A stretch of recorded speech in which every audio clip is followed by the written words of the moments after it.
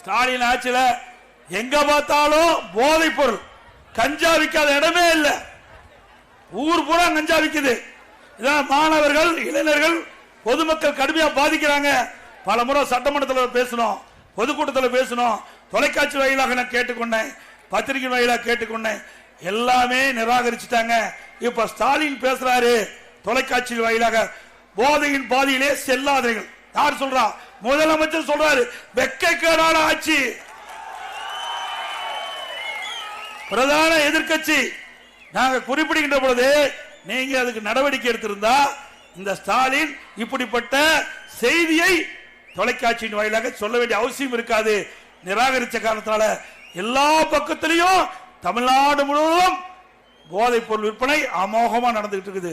இதனால் சட்டம் ஒழுங்கு அடியோடு சீர்கெட்டு போச்சு. போதைக்கு அடிமையானவங்க குடும்பமே சீரழிந்து விடும்.